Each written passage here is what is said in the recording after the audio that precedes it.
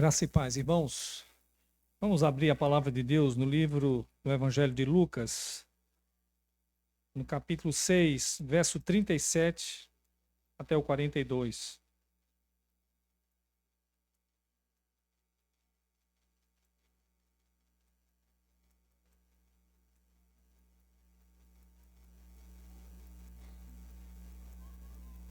Evangelho segundo escreveu Lucas, médico amado, capítulo 6, a partir do verso 37.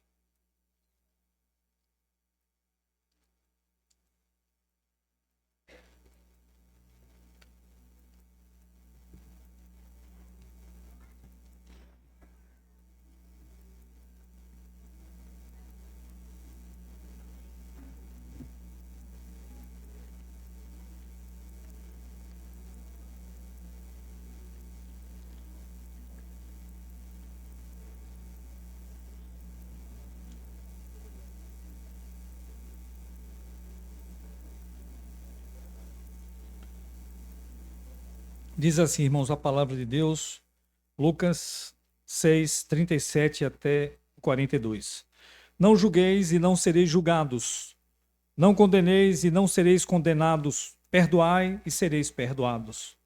Dai e dar-se-vos-á.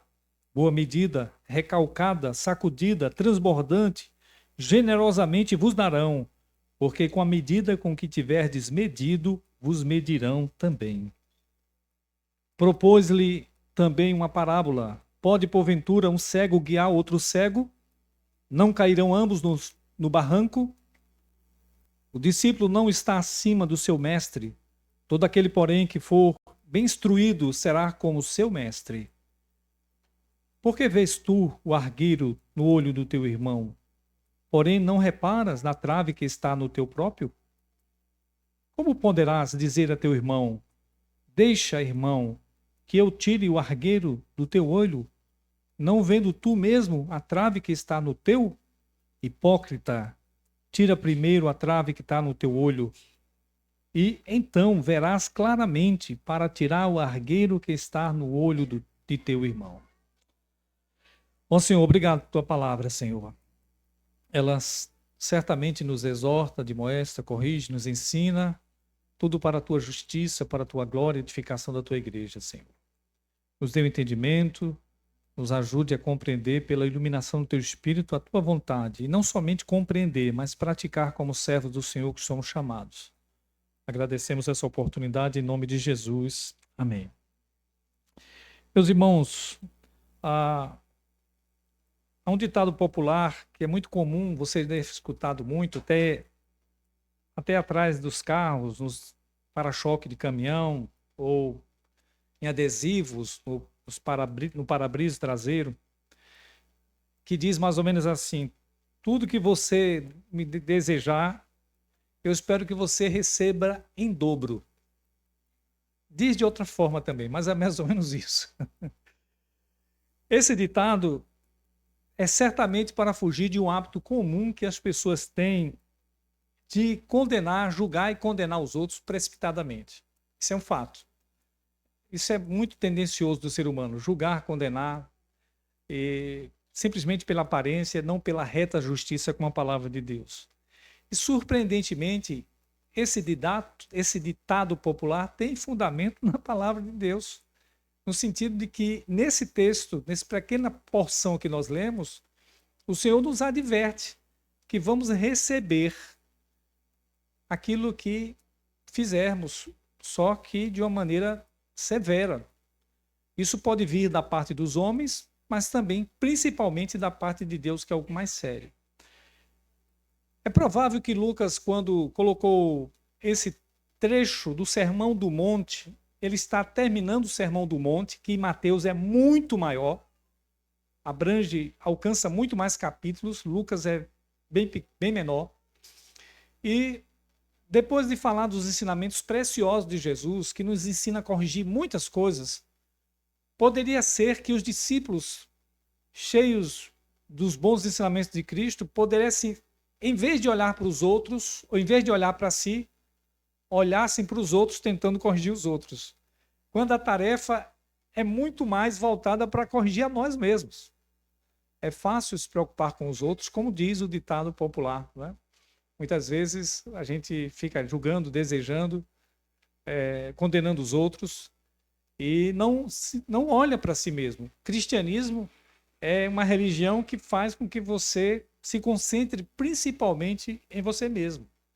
Sim, nós temos inimigos, 3 grandes inimigos: o diabo, o mundo e nós mesmos, e não os outros simplesmente. Os outros podem estar incluídos no mundo, mas certamente desses 3, o principal inimigo que a gente deve se concentrar é a nós mesmos. Por isso que no próprio ser do Senhor, o Senhor nos instrui dizendo que examine-se, pois, o homem a si mesmo. Esse é um contínuo exercício que o cristão tem que fazer antes de estar querendo corrigir os outros, voltar-se para si mesmo a fim de que se corrija. E também, como fruto de amor para com o próximo, o Senhor nos ensina isso também no Sermão do Monte, faz parte não condenar os outros, não julgar os outros, porque você foi tratado, nós somos tratados por Deus com muita misericórdia. Deus nos tratou com muita misericórdia a ponto de tirar de nós grandes traves de pecado. Cisco, muitas vezes, ele até tolera no sentido de deixar com que a gente possa se perceber e buscar nele libertação. Deus foi muito misericordioso conosco e espera que também nós sejamos com os outros. Então, Lucas está aqui trazendo aplicações práticas sobre isso. O reverendo Hernandes Dias Lopes traz uma informação importante, citando Fritz Heineken. Ele diz que o juízo ofensivo e pessoal, que é isso aqui que está aqui, é diferente da avaliação objetiva quando a gente tem que tratar pessoas. Veja que Jesus, ao dizer esse trecho aqui, não julgueis, não condeneis, perdoai e dai, ele não está querendo dizer que não pode haver tribunal. O tribunal existe o tempo todo, nas casas, no trabalho, na igreja, para julgar pessoas que estão erradas e precisam ser tratadas. Aqui o que está sendo condenado é exatamente esse juízo pessoal que as pessoas fazem por tendência pecaminosa. Em vez de estar olhando para si, está julgando os outros com muita facilidade. Tanto é assim que nós não lemos, mas a próxima sequência de Lucas, ele vai falar das árvores que dão bons frutos e aquelas que dão frutos maus. Ele está se referindo às pessoas. E o Senhor Jesus, em Mateus, nos diz que é preciso julgar as pessoas conforme seus frutos. Então a Bíblia não impede um julgamento objetivo para se tratar e para se apartar daqueles que não são deles. Falsos mestres, por exemplo. Mas aqui é um juízo, é um julgamento temerário, como diz a nossa Bíblia, arriscado, você não tem certeza, é subjetividade. Você olha para as pessoas e fica condenando elas com facilidade. Deus não trata você assim. E por que você vai querer tratar os outros assim? Então, essa fala aqui é muito mais voltada para os discípulos do que para os fariseus, por exemplo. Porque Jesus usou muito essa expressão, por exemplo, de guias, de cego, guiando outros cegos. Jesus fala muito contra os fariseus. Porém, aqui em Lucas é voltado para nós, cristãos, que somos seu povo e precisa obedecer a ele. Então, nós temos aqui, nós nomeamos como título dessa pregação, ordens, promessas e exemplos decorrentes do amor ao próximo. Quando a gente é instado a amar o próximo, a gente precisa ver as ordens do Senhor, as promessas do Senhor que ele dá quando a gente ama esse próximo, e também os exemplos para corrigir posturas erradas nossas. Então vamos a ele. Vamos às ordens que o Senhor que nos tratam quando amamos. No versículo 37, veja aí, por favor, apenas um versículo. O tema em geral é ordens, promessas e exemplos decorrentes do amor ao próximo. Primeiro ponto, as ordens que nos tratam quando amamos. São 4 ordens. Uma delas vai até o versículo 38. Então ele diz: não julgar, não condenar, perdoar e dar. São 2 ordens na forma negativa: não julgar, não condenar, e 2 ordens na forma positiva, que é perdoem, deem, que é no caso dar. Veja que Mateus, citando o mesmo trecho, Mateus Por isso que Deus escolheu vários evangelistas para falar a mesma coisa, né? Porque eles poderiam ter focos diferentes apresentando a mesma verdade. Mateus, se você olhar na sua Bíblia, você vai ter que o texto correlato de Mateus é Mateus 7, Mateus 7, de 1 a 5. Só que lá, Mateus, ele fala não julgar, ele não fala condenar, não fala perdoar, não fala dar, ele apenas falou não julgar. E depois Mateus já pula para o versículo 42 e 41 e 42 de Lucas. Lucas acrescentou mais coisas do que Mateus quis relatar no seu sermão. Os dois estão certos, apenas que Lucas disse algo mais que Mateus, do que Jesus disse, Mateus não quis relatar, foi mais conciso, e Lucas foi mais abrangente acerca do sermão da planura, né? Nele é planura, numa planura. Em Jesus, sermão do monte. Os dois estão certos, a gente já explicou isso aí, essa questão geográfica. Pois bem, então o que nós temos aqui? Não julgar, né? E evidentemente não condenar. Veja, irmãos, nós somos instados a fugir da prática do julgamento e da condenação, pois recebemos o livramento de Deus de sermos condenados diante do julgamento certo dele. Nós temos motivos de ser condenados pelo Senhor, mas o Senhor nos trouxe misericórdia. Então, quando chamados para ser seus discípulos, não é um chamado para julgamento, para condenação. Veja, isso era comum nos religiosos da época. Os fariseus, saduceus, especialmente os fariseus, extremamente rigorosos, achando-se separados, né, por serem santos, eles julgavam e julgavam com muita severidade os outros. Mas eles não se corrigiam, não examinavam a si mesmos. Atavam fardos pesados sobre os outros que eles mesmos não queriam carregar, não empurrar nem com o dedo.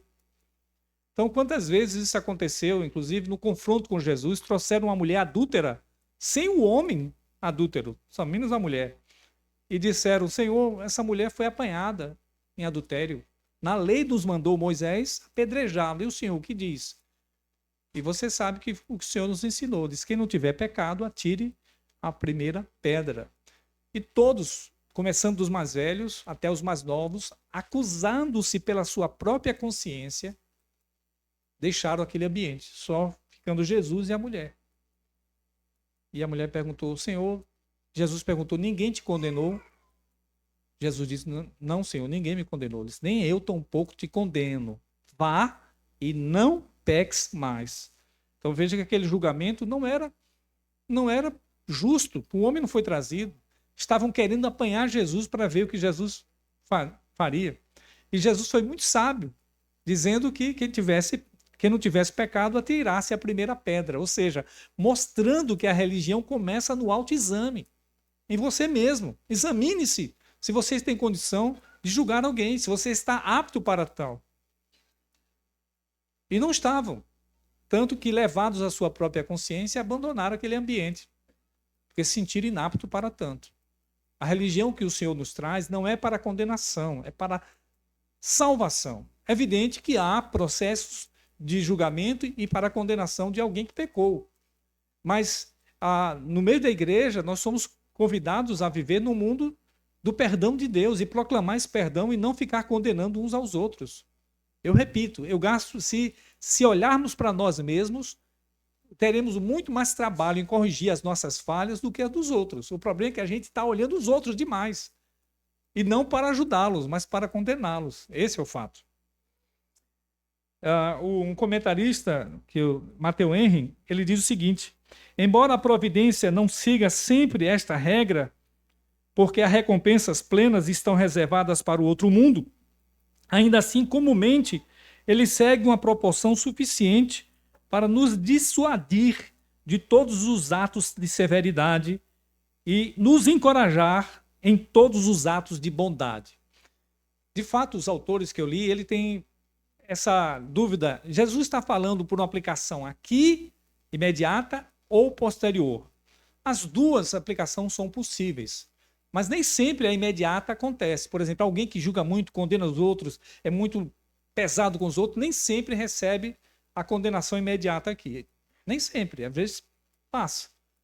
Mas Não tem como fugir do julgamento de Deus. Nós estamos indo para o julgamento. Toda a humanidade vai ser julgada. E receberemos conforme a medida que medirmos. Essa é a advertência. Mas, de fato, como o próprio Matthew Henry diz aqui, a eternidade está reservada ao grande julgamento. Mas Deus usa homens que muitas vezes faz com que recebamos aqui mesmo, através de outros, o julgamento. Quanta gente vê isso, né? Comumente vê isso, pessoas agindo de maneira tão terrível com os outros, e depois chega a vez dela de receber todo o juízo que ela imputou sobre os outros. Às vezes, muitas vezes, muito mais pesado.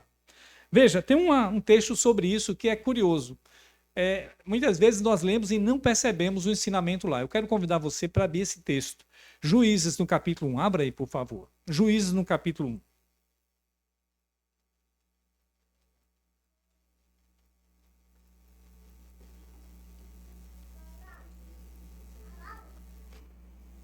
Quando Josué morre, os Juízes é um livro que relata o que aconteceu depois da morte de Josué, como ficaram as tribos e tudo mais. Aqui a tribo de Judá consulta se eles deveriam dar continuidade às conquistas contra os cananeus e fariseus.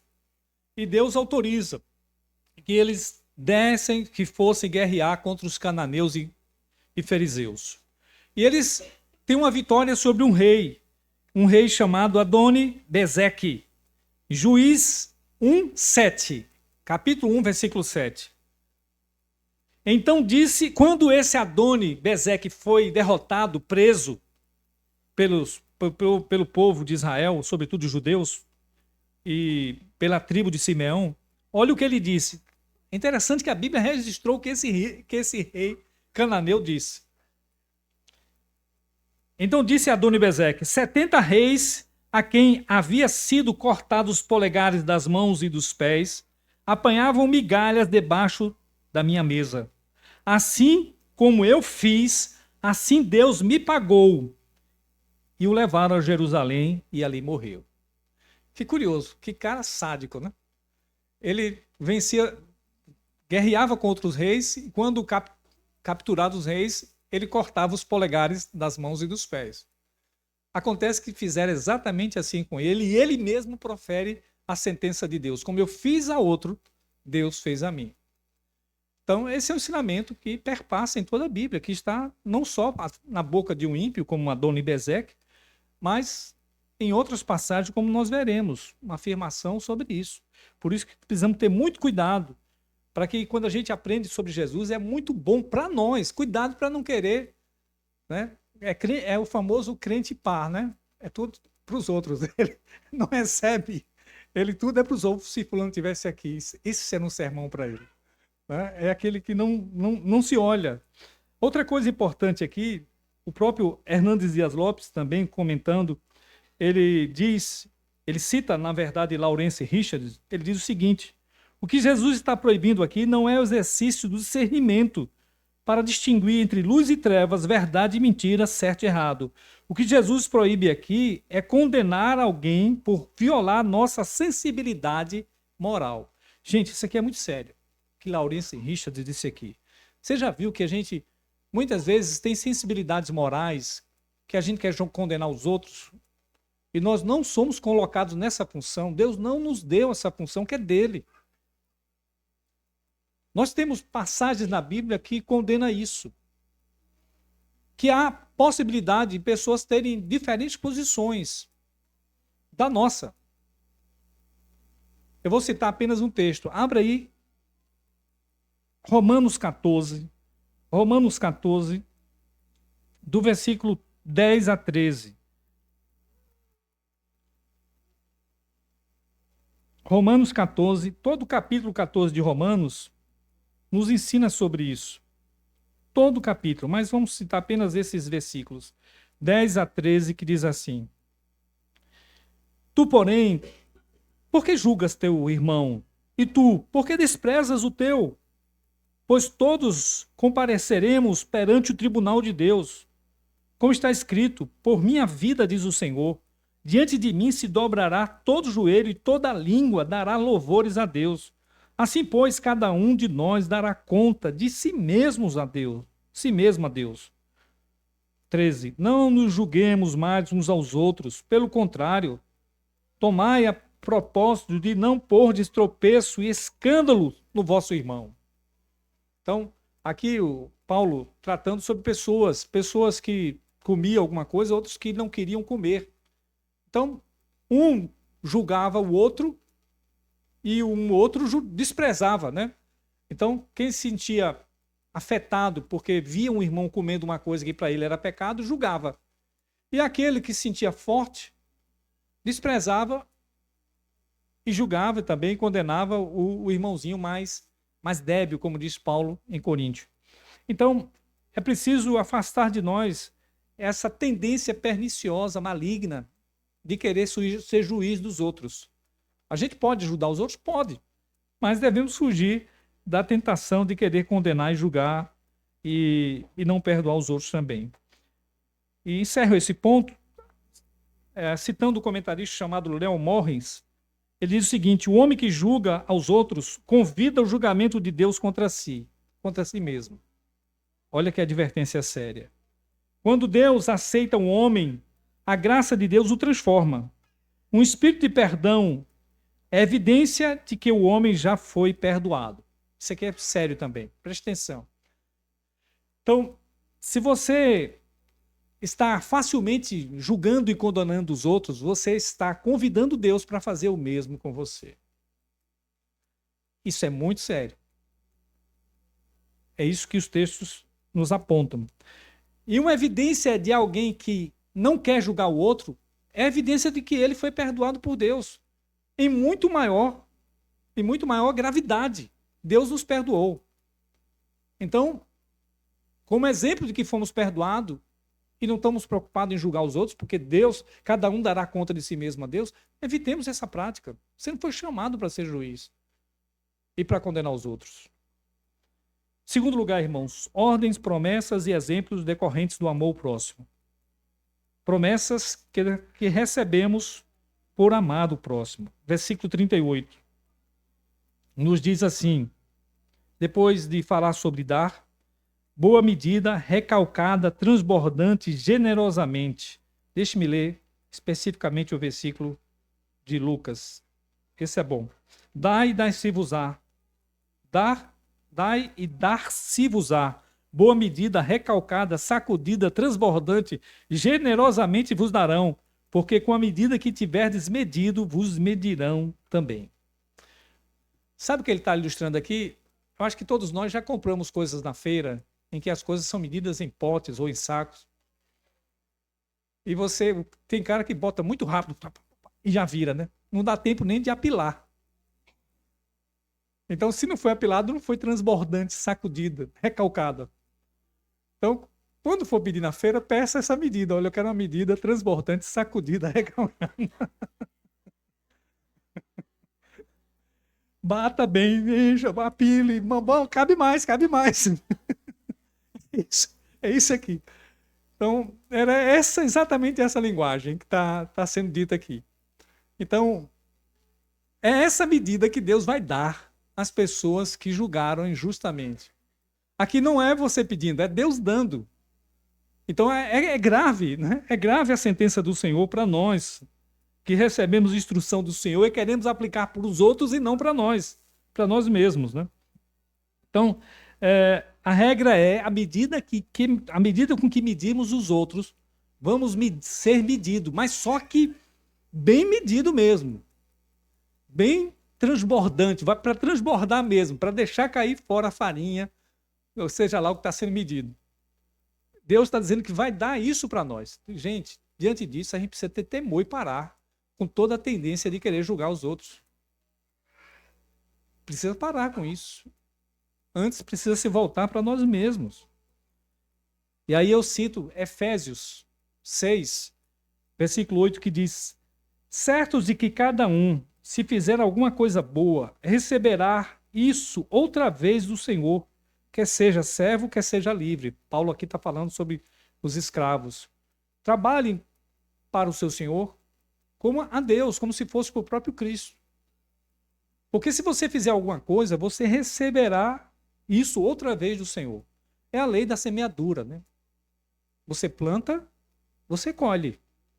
Se está plantando coisas malignas, vai receber coisas malignas. Está recebendo coisas boas, plantando coisas boas, vai plantar, vai colher coisas boas.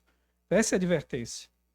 Ainda, Hernandes Dias Lopes, em seu comentário sobre essa passagem, diz o seguinte: Deus tem uma medida maior do que os homens. Se dedicarmos a Deus, se dedicarmos a vida a dar, Deus providenciará para que recebamos. Mas se dedicarmos a vida apenas para receber, Deus providenciará para que percamos. Aqui é sério essa. Então, Deus tem uma medida maior do que os homens, muito maior, muito mais severa, né? Então, não queira cair debaixo do julgamento de Deus. Portanto, não fique preocupado em julgar os outros, mas antes a si mesmo. Então, o que vai ser? Mediremos os outros, mediremos bem os outros, ou abençoaremos os outros para receber o bem do Senhor, ou julgaremos mal os outros para receber o justo julgamento de Deus. Isso vai depender de nós. Terceiro e último lugar, irmãos, as ordens, promessas e exemplos decorrentes do amor ao próximo. Por favor, dê uma olhada agora no versículo 39 até o 41. Estamos encerrando. Então veja os exemplos que Jesus... Ele cita vários exemplos aqui do que ele acabou de falar. O primeiro exemplo é de um cego guiando outro cego. É evidente que esse exemplo aqui fica claro a ideia, né? A gente vê pessoas que... Hoje a gente tem muitos recursos para os cegos, graças a Deus, né? Sinais ou sonoros no chão, no tato, para que até mesmo eles tenham condições de andar com poucos recursos, um instrumento na mão, como uma bengala, que não é bengala, mas e também com a possibilidade, temos hoje cão-guias, né? Que são também, e tem vários outros recursos para ajudar os cegos. Mas ainda assim, com todos os recursos, ainda tem pessoas que ajudam. É muito comum você ver isso. A gente vê uma pessoa com deficiência visual e alguém se propõe a ajudar. Quer que eu atravesse o Senhor? Quer que eu... E eles prontamente estão receptíveis para receber ajuda, né? A gente já, certamente, muitos de vocês já tiveram essa experiência de ajudar alguém com deficiência visual. Mas imagine se um cego encontra o cego, não deixa que eu te ajudo a atravessar. E olha que hoje temos estradas até pavimentadas. Naquele tempo, barrancos eram muito mais comuns do que hoje. Barrancos nas estradas, no caminho. Então a possibilidade desses dois cegos cair era evidente. Então, veja, aqui o Senhor não está falando de fariseus, eu repito, está falando para nós. Você já percebeu quão cego você ainda é para tentar corrigir os outros? Já percebeu o quanto ainda precisa aprender para ver melhor antes de ajudar os outros? Se não percebeu, é que você não está olhando bem para você. Então, o cego aqui é aquele que quer condenar os outros, quer julgar os outros, quer melhorar os outros. Ele é tão cego que quer ajudar o outro a chegar num destino, se ele não tem condições. Então, essa é a reprimenda. No verso 40, veja que o Senhor diz o seguinte. Verso 40, dê uma olhadinha, por favor. O discípulo não está acima do seu mestre. Todo aquele, porém, que for bem instruído será como seu mestre. Está vendo? Que o Senhor aqui não está falando para escribas e fariseus e outros que não eram do seu grupo, mas para os seus discípulos. Ele está falando sobre ele ser mestre e ensinar seus discípulos como devem fazer. Aqui, na época, era bem fácil um discípulo ser menor do que o seu mestre. Alguém pode dizer, pastor, hoje é mais difícil, né? A gente tem mestres, e é um problema para a gente, inclusive para mim, que quando ensina aqui os professores, a gente está aqui falando qualquer coisa, o pessoal está no Google já, confirmando se a gente está dizendo alguma coisa certa. É complicado, porque hoje tem muitos mestres. Naquele tempo só tinha praticamente um rabino para uma pessoa, era o contato dele, não tinha biblioteca, não tinha internet, então ele não viajava muito, então o que ele aprendia do seu mestre deveria ser suficiente e ele não se arrogasse saber mais do que o seu mestre. Porque isso acontece muito, né? Quando a gente aprende um pouquinho da fé, a gente se acha arrogante demais. Eu comentava quinta-feira, quando saí daqui do estudo, levando alguns irmãos comigo no carro, comentava que uma das coisas que o seminário trata a gente é isso. Muita gente chega no seminário muito arrogante, achando que sabe tudo da fé. Achando que sabe tudo. Aí lá vai descobrir que o conhecimento é pífio, muito pífio. Alguns casos até se envergonham, né? Porque chegam com arrogância, um ar de crentão e tal. Logo o seminário ajuda a bater um pouco essa vaidade pessoal de que sabem pouco, muito pouco. Essa é a verdade, sabemos muito pouco. Agora veja, tratando-se de Jesus como mestre, ele é imbatível. Do ponto de vista da fé, da religião, até mesmo do ponto de vista do conhecimento. Mesmo hoje, se Jesus estivesse aqui ensinando, ninguém o derrotaria com o Google. Ninguém. Porque tudo que ele diz é verdade. A não ser que você estivesse mal informado com o Google, que também acontece. Informações erradas através dos recursos que temos hoje, que são abrangentes. Então, tratando de Jesus, ninguém pode ser maior do que ele. E o que ele fez, irmãos? Ele tratou com misericórdia os outros. Jesus ensinou para que a gente fosse humilde e que bastasse ser a nós como ele. E como ele trata a gente? Não trata julgando, ele não veio para julgar. Ele veio para salvar condenados. E ele espera que nós hajamos assim com os outros. Seja mais duro com você e mais misericordioso com os outros. É assim que ele quer. É assim que ele tratou com você e comigo. E a gente não pode ser maior do que ele, não pode. Mas antes temos que ser misericordioso. Devemos imitar o nosso Senhor na condução da igreja. Veja, isso aqui era muito importante porque os discípulos logo estariam à frente da igreja. Aqueles discípulos, principalmente os apóstolos, estariam à frente da igreja.